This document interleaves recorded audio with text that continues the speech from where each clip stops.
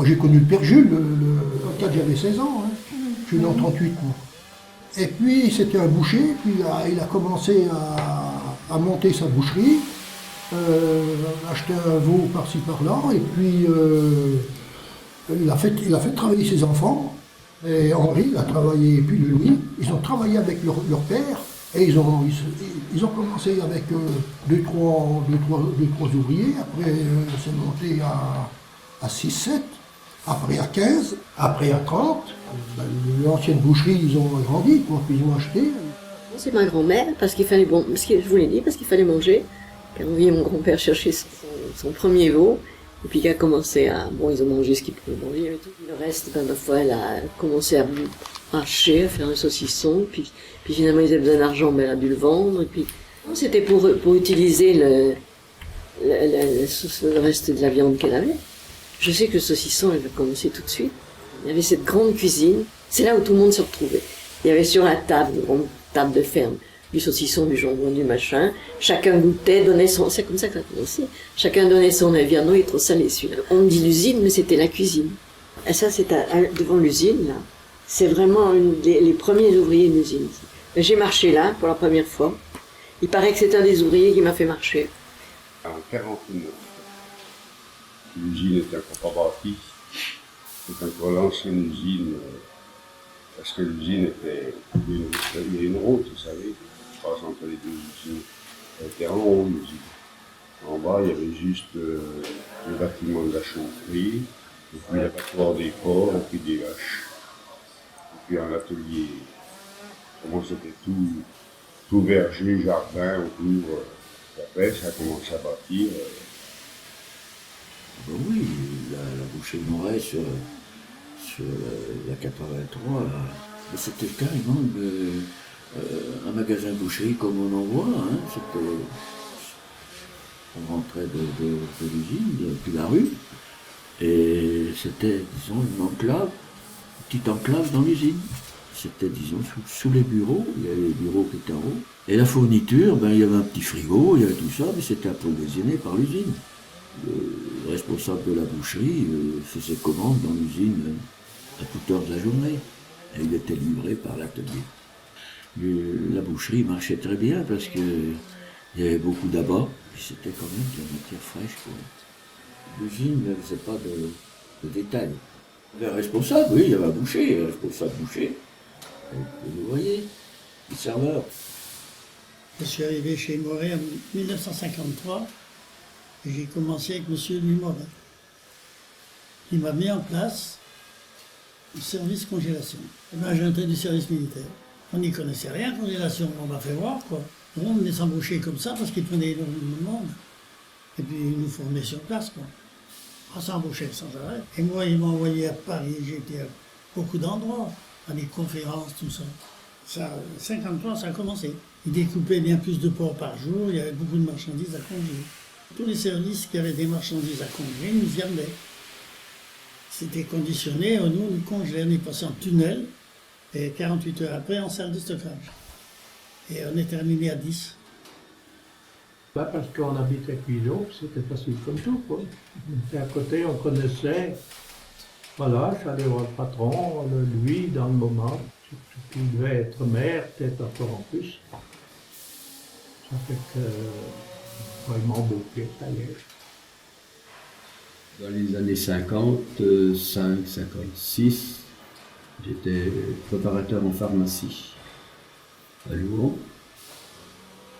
Et après, vu que je pratiquais le football au niveau assez élevé, ils sont venus me contacter pour savoir si je voulais venir sur Cuiseaux. Et ça n'a pas très fait pas plaisir du tout aux dirigeants du club de Louan que je venais, parce que entre Cuiseaux et Louan, c'était vraiment des derbies vraiment acharnés. À l'époque, il n'y avait pas de structure d'embauche. Vous présentiez, il y avait un carnet d'embauche, on vous embauchait comme ça. Hein. Il n'y avait pas de service de recrutement. Il y avait des embauches permanentes, hein, presque quasi permanentes, parce que là, c'était en pleine rotation. Hein. Alors après, j'ai proposé à la direction de créer un service de recrutement. Il y avait un service du personnel, mais qui était très embryonnaire. J'habitais dans le bois de Cuiseaux. Mon père déjà travaillait chez Moret depuis 1939. Après des études scolaires bien brèves, quand je ne maîtrisais pas, physio, je suis rentré chez Moret à l'âge de 15 ans et demi, en mars 63. Là, je suis rentré tout de suite. Tout de suite, on avait besoin d'un jeune pour nettoyer dans l'usine, parce que le vétérinaire gueulait, c'était sale. Et il fallait que ce soit quand même un peu propre. Alors j'étais dans le nettoyage, aux conserves, je nettoyais, et puis on salissait derrière moi, puis je recommençais. Et puis après j'ai changé de poste, j'ai fait le patapon. Un des premiers qui a fait le patapon. Et bon, j'ai été là, puis après je suis parti à l'armée. On m'a mis au bœuf, j'appelle ça la charrette. C'est-à-dire trimballer la viande qui était triée, l'amener aux conserves. Car c'était pas à côté, alors il fallait trimballer ça dans les plaques, sur les palettes. Et on l'amenait là-bas dans les frigos des conserves pour faire des conserves avec. Et puis après j'ai été à la découpe du bœuf. C'était derrière l'abattoir bovin. Et là, on découpait le bœuf après, quoi. Et puis, après, j'ai été à l'abattoir bovin, mais j'ai été dans le nouvel abattoir bovin, qui a dû être créé dans les années 80. Et puis après, de Moret, je suis passé à Moret, Rébier, éleveur du Vermont, Arcadie, et finalement Bigan. En 2005, je suis parti en retraite. J'ai appris le métier de tripier. Et après, j'ai voulu changer, apprendre le métier de tueur, de bovin. C'est comme ça que je suis rentré à l'abattoir. Nous étions 3 équipes de 3 tueurs. C'était pas comme maintenant, hein. Tuer les bêtes au merlin, et puis on les travaillait par terre, au sol. Alors après, moi j'ai connu toute l'évolution, jusqu'à la chaîne automatique. Au départ, ça consiste d'abord à assommer les bêtes, après les jongler pour les vider de leur nerfs, pour qu'on puisse les saigner, et qu'il n'y ait pas de tension, hein. Et ensuite, après, ça s'en rangeait sur la chaîne, et chaque gars, les premiers commençaient à dépouiller, à couper les pieds, après à couper la tête, et puis ainsi de suite. Ensuite, ça montait jusqu'à l'étage supérieur, pour dépouiller toutes les bêtes, vous voyez. Ceux-ci travaillaient à 1,50 m de haut, parce que pour accéder à la hauteur de la bête quand elle était pendue. Là, il y en a un qui est en train de couper le quasi. Et chaque personne était à un poste fixe. La bête arrivait, chacun faisait son travail. Moi, je me suis traversé la main, vous voyez encore la cicatrice. Là, on n'avait pas de gants, c'était au début. C'était en désossant du bœuf congelé, ça avait échappé. Parce que les femmes travaillaient, hein. Elles étaient au saucisson, le gars qui poussait, c'était au poussoir, donc il fallait la femme était derrière, et puis elle faisait des nœuds, puis c'était des sauces, quoi. Les femmes, elles mettaient aussi les saucissons dans les écuves, sur des chariots. Oui, c'était assez dur quand même, hein, mais il y avait l'emballage, il y avait Je pense que l'atelier que j'ai vu le plus dur et puis le plus sale, si on veut, c'était l'atelier des boyaux. C'est dur pour une femme, un boyau. Mais celle qui était ne voulait pas changer. Bon, c'est sale, hein. Quand vous avez des ventres chauds qui vous arrivent dans la figure, là, c'est 6 heures du matin, il faut être bien accroché pour pouvoir déjeuner à 8 heures. Hein. C'est toujours pareil, il y a des gens qui sont doués, ils avaient une prime de rentabilité, ça veut dire 7-8 francs par jour, quoi. Alors, on ne les aimait pas quand on en mettait une, par exemple, qui n'arrivait pas à faire son rendement, parce que eux, ça leur faisait baisser aussi le leur, vous comprenez? Après, je suis passé, comme je vous dis, au département conserve, là, on fait cuire de la viande, et puis alors c'était des gros cuiseurs énormes, ou des chaudières, on faisait cuire les nerfs, ce qu'on appelle les tendineux, on faisait cuire les tripes, on faisait du pâté, on faisait énormément de singes pour l'armée, c'est du bœuf, du bon bœuf, avec un peu de tendineux, sel, poivre, terminé, stérilisé. C'est ce qu'on appelle le singe. Pourquoi? Parce que c'est de la viande qui est maigre. On faisait du linge cuit. C'est un genre de pâté. C'est pour les Anglais. On faisait du bœuf en sauce, on faisait un peu tout. Hein. Bœuf italien, bœuf assaisonné pour le civil. c'était le cornet beef. On en a fait énormément de ça, ouais. Alors ça partait tout au Liban, ça. Du cassoulet en barquette, du cassoulet en boîte 4 quarts.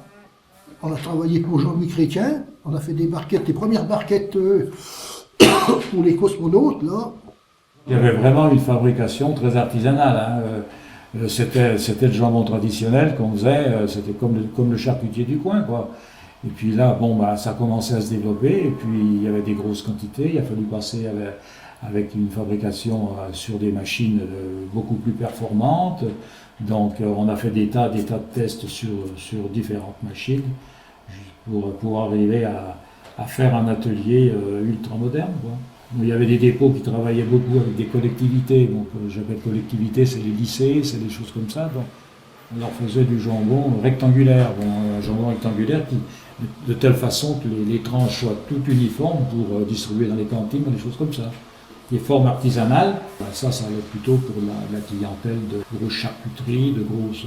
On adaptait tout le temps notre fabrication en fonction de ce qu'on nous demandait. On travaillait un peu avec, je dis bien un peu, avec ce qui était produit ici à la découpe, chez Moret. Mais par contre, on achetait les 3/4 de notre fabrication à les pays étrangers, hein, principalement au Danemark et en Hollande. Je faisais mes programmes aussi, mes demandes. Il fallait déjà y voir le responsable de la découpe, savoir ce qu'il allait me fournir en jambon, tel jour. J'allais aussi voir dans les autres fabrications, comme au saucisson, parce que tout le gras qu'on récupérait sur les jambons, donc il partait dans d'autres fabrications, ou au saucisson, ou aux conserves, donc on avait toujours des rapports avec les responsables de fabrication des autres ateliers. Ben, c'est le vétérinaire qui avait inventé cette formule-là, le patapon. Mais là, quand j'ai commencé, moi, ben, c'était petite chaîne, mais rien, une petite doseuse, il y avait un cutter, c'était tout manuel, tout. Mais le patapon a connu une ascension fulgurante après. Quand c'était le dimanche, puis qu'il y avait du monde à la maison, qu'on allait faire un tour, oh, qu'est-ce que ça sent gras ici, graillon, il cuisait toutes les issues. Les issues, c'est ce qui, en somme, ce qui était vendable. C'est du gras de cochon et du gras de bœuf qu'on vendait aux savonneries pour faire du rouge à lèvres. Ah oui, tous les soirs, ça congelait tout ce qui venait de la découpe pauvre. Ils découpaient 600 porcs par jour. Découpe traditionnelle, jambon, longe, épaule, poitrine, tout. Ça, c'était congelé en vrac. Sinon, il y avait beaucoup de marchandises en carton aussi. Voilà, les côtés, les pieds, les gorges, la tête. Il y avait un tableau tous les jours à noter pour les mettre les compresseurs en route. Ça me faisait du souci, ça. Parce que si les gars n'y mettaient pas, ça m'empêchait de dormir. Et c'est le boulot, hein. J'ai fait une chute de 5 mètres dans le mont de Charles. Alors j'ai mis 5 caisses sur un chariot et je suis rentré à reculons. Et moi j'ai fait la chute jusqu'au fond. En 1980, on va démarrer l'activité saucisson sec à Balano. Donc je me suis retrouvé, moi, avec 140 personnes pour mener les fabrications de saucissons secs à raison de 250 tonnes de saucissons secs par mois et une usine toute neuve qu'on venait de mettre en place, quoi. On avait mis en place des équipes autonomes, on avait donné de l'argent aux gens, et à Balano, c'était la première unité où on s'arrêtait de travailler le vendredi à midi. Et puis dans des poids égouttés, quand c'est un mouton haricot, ben, il faut le poignet ça correspond au poignet de la viande, le format, j'en pesais. Il fallait peser le poids de viande, le poids de légumes, parce que c'est sur l'étiquette, ça figurait. Il fallait que ce soit conforme. On allait dans les séchoirs à saucissons, on prenait ces saucissons, et on dégustait. Qu'est-ce qu'il fabriquait? Des saucissons de Port Village, selon une vieille recette de Jules Moret, son batteur. C'était le meilleur des saucissons fabriqués. S'il n'y avait pas de laboratoire, vous n'alliez pas les marcher. Parce qu'ils voulaient quand même que ça soit contrôlé. Je vais prendre un exemple comme Findus. On contrôlait toutes les matières premières qui arrivaient sur le site, hein, parce qu'ils en recevaient d'ailleurs, et les abattages aussi. Sur les abattages, sur le bœuf, parce que c'était secteur bœuf principalement, le porc, bon, bah, il y avait moins de problèmes. Mais le bœuf, quand on faisait du steak haché, ça tuait à une époque beaucoup d'animaux. Mais les échérichia coli, quand il y en avait beaucoup, c'est qu'il y avait problème sur les chaînes. Et ben, on avait eu un problème dans le steak haché. Alors ben, c'était les repas pour les cosmonautes quand ils étaient dans le... Ah ben eux, il fallait vraiment que la conserve soit comme ça, hein, tel goût, ceci, cela. Mais ça a duré des mois. Hein. Être sûr qu'arriver là-haut, qu'il n'y ait pas de problème d'alimentation. Parce que ils avaient fait des petits plats culinés en boîte. Mais plus ça allait dans le temps, plus on faisait des contrôles. Ils se régalaient parce qu'on avait un chef cuisinier qui était là, qui préparait tout. Donc février 76, comme simple ouvrier, j'ai fait à peu près 6 mois, 1 an en logistique. J'ai appris le métier de la logistique qui s'appelle Supply aujourd'hui. Et donc après, je me suis impliqué carrément dans ce métier du saucisson, dans le conditionnement. Petit à petit, j'ai pris des responsabilités au niveau de ce département saucisson, où les établissements Moret ont fait de la pub télé. C'est le premier spot télé sur le saucisson. Hein. L'organisation a changé, donc travail en 2 postes avec 2 équipes. J'étais toujours responsable donc, du conditionnement, là, de l'expédition et de l'ordonnancement, avec également des achats de consommables. Et puis une autre grosse étape dans ma carrière, c'est le 25 août 94, où justement cette usine de saucisson a entièrement brûlé en une demi-heure, 1 heure de temps. Il y avait donc 4 usines en 70, il y en avait 8 en 85, et puis une trentaine de dépôts, avec une centaine de commerciaux, voilà. L'objectif de couvrir le territoire national, que Moret arrive en 2e derrière Olida. Nous, on avait beaucoup de détaillants. Tous les bouchers charcutiers que vous avez pu connaître, etc., ils étaient nos clients, puisqu'on mariait à la fois la viande, la charcuterie, on faisait tout. Ceux qui voyaient la clientèle de détail, on avait une marque à eux.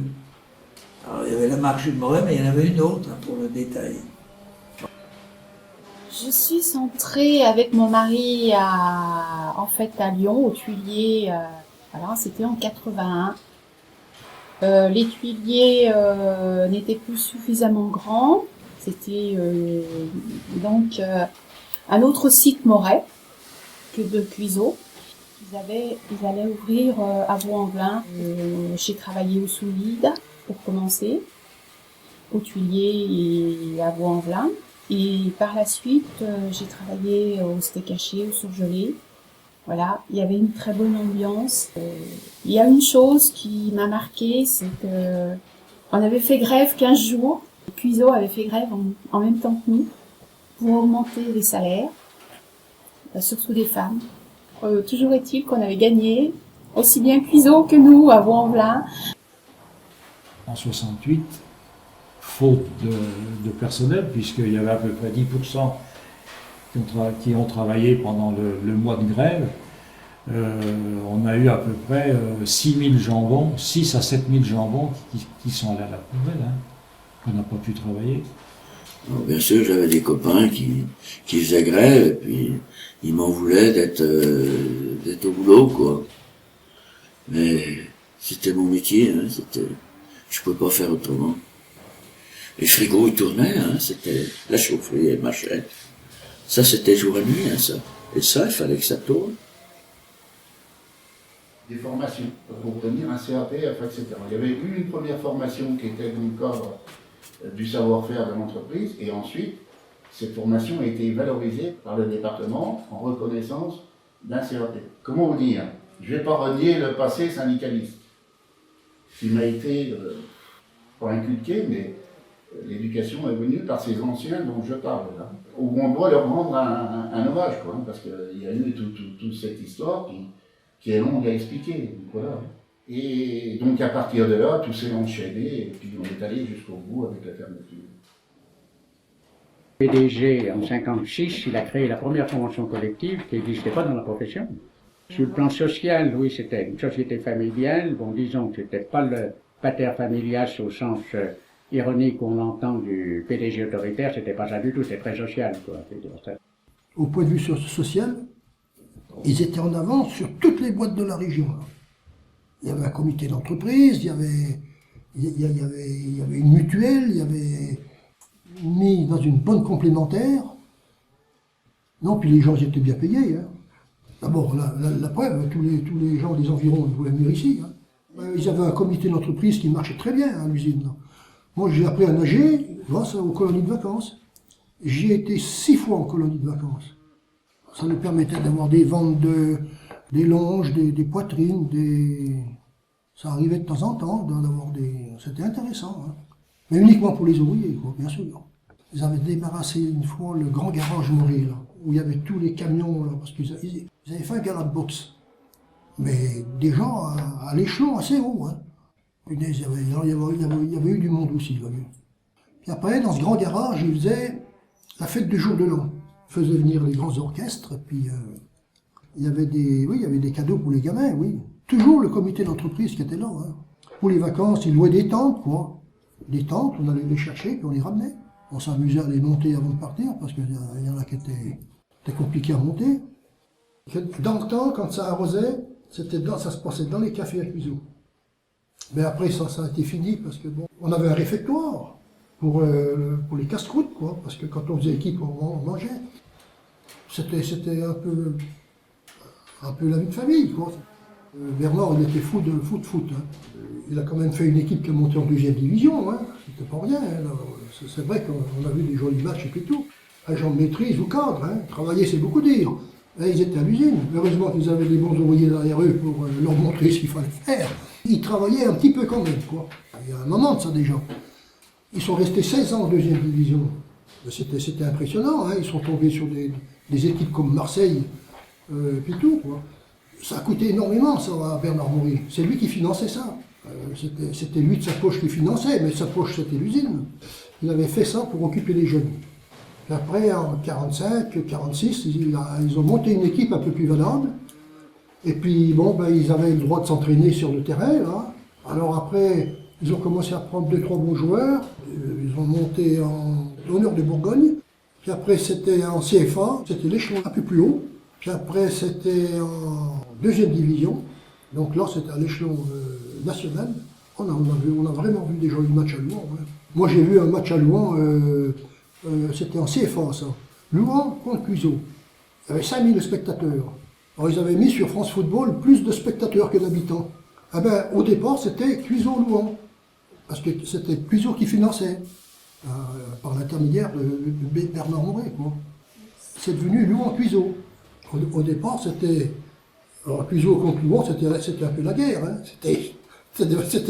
Lyon, c'était Étienne. Hein. S'il n'y a pas eu Moret, il n'y a pas eu Cuiseaux. Cuiseaux serait un petit village pas développé. Moret a apporté beaucoup de Cuiseaux. Il a fait vivre les 3/4 des habitants. Il a fait vivre les 3/4 des commerçants, par ricochet successifs. Il a développé l'urbanisme, il n'a pas développé que pour Cuiseaux, il a développé pour Champagnat, pour Joux, pour Dommartin, pour tous les villages alentours. C'était une manne financière, c'était une masse salariale énorme. Imaginez 1500 salariés ou 1200 salariés dans un village de 1800 habitants. Vous imaginez la proportion? Donc c'était pas que les gens de Cuiseaux qui travaillaient, c'est tous les à 20 km à la ronde. Et c'était la sortie de la guerre aussi, pour voir ça, une grande expansion. Tous les bâtiments qui sont construits pendant la période de Moret, c'est plus que ce qui s'était construit avant et plus que ce qui s'est construit après. Pas pour les pavillons des salariés. Plus ils étaient performants, plus ils investissaient, et tout le monde était gagnant. Il s'est construit un groupe scolaire, c'est grâce à Moret. Il s'est construit la piscine, c'est grâce à Moret. Il s'est construit plein de choses, c'est grâce à Moret. Château des Points d'Orange, le centre culturel, c'est Moret qui indirectement est financé par le biais de cette taxe d'abattage. Quand ça s'est arrêté, c'était quand même la catastrophe économique hein, pour Cuiseaux. C'est grave hein, parce que la majorité des gens travaillaient là-bas, donc après il a fallu fallait retrouver du travail, c'était quand même pas évident. Bon, je pense que les gens qui avaient comme toi, vous avez pu trouver ailleurs Moi, je suis assez parti, facilement, oui, mais... je suis parti avant que ça ferme, de toute façon. Ouais, mais c'était quand même la catastrophe économique, hein, parce que là, c'est vrai qu'on s'était reposé sur une mono-industrie. C'est vrai que c'était quand même compliqué. Nous, on était les deux dans l'entreprise, comme beaucoup de ménages dans la région. Enfin, tout n'a pas fermé subitement. Bah, c'était douloureux quand même. Il y en a qui ont mal supporté. Quand Rébier est arrivé, il y a des gens qui travaillaient ici, qui ont été déplacés à Lyon ou à Ost. On leur a pas demandé leur avis, hein. On les a déplacés comme ça. Ouais. Moi qui étais au Patapon, ils ont arrêté net le Patapon. Je suis reparti à la conserve d'où je suis arrivé. Quoi. Quand il y avait un plan social, j'étais désigné par la direction, par ceux qui s'en occupaient. Mais à la fin, le problème ne se posait plus en ces termes-là, parce qu'ils fermaient des ateliers par atelier. Bigard a créé son usine, la municipalité s'est bien défendue, puis les gens de la région. Bon, ils avaient le personnel qui était formé, il y avait des approvisionnements, ils avaient le personnel. Alors c'était une chance pour Cuiseaux, quoi, je veux dire.